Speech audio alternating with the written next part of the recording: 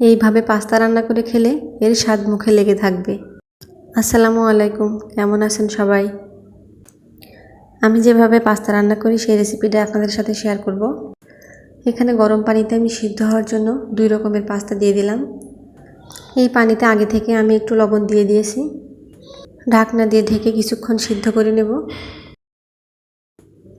Pasta 80% সিদ্ধ করে নিলেই হবে। এখন চুলা থেকে নামিয়ে পানিটা ঝরিয়ে নেব।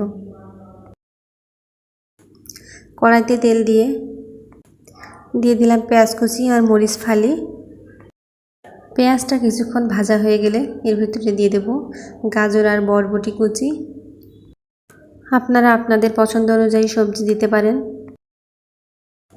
এগুলো কিছুক্ষণ ভেজে নিয়ে এর ভিতরে একটা ডিম দিয়ে দেব। ডিমটা আমি কিছুক্ষণ ভেজে নিচ্ছি।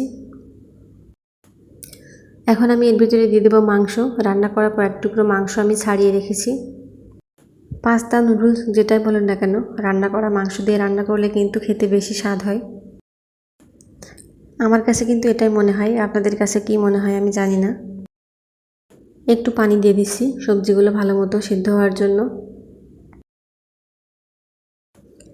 এখন দিয়ে দিলাম স্বাদ মতো লবণ। রান্না করা মাংসের যে ঝোল ছিল ওইটা আমি একটু দিয়ে দিচ্ছি। রান্না করা মাংস আর মাংসের এই ঝোলটা দিয়ে রান্না করলে কিন্তু খেতে অনেক ভালো লাগে। আমার বাসার সবাই কিন্তু এভাবে পাস্তা রান্নাটা বেশ পছন্দ করে। সবজিগুলো ভালো মতো সিদ্ধ হওয়ার জন্য আমি আরও কিছুক্ষণ রান্না করে নেব। পানিটা একদম শুকিয়ে গেলে এর ভিতরে আমি সিদ্ধ করা পাস্তা দিয়ে দেব। এখন অনেকটা পানি শুকিয়ে এসেছে আর যা দেখা যাচ্ছে এগুলো কিন্তু তেল ছেড়েছে। সিদ্ধ করা পাস্তাটা এর ভিতরে দিয়ে আর কিছুক্ষণ রান্না করে নিলেই পাস্তা রান্না শেষ। পাস্তা রান্নাটা কেমন লেগেছে আপনারা কমেন্টে জানাবেন আমাকে। চুলার আঁচটা মিডিয়াম রেখে আমি আর কিছুক্ষণ পাস্তাটা এভাবে ভেজে নেব।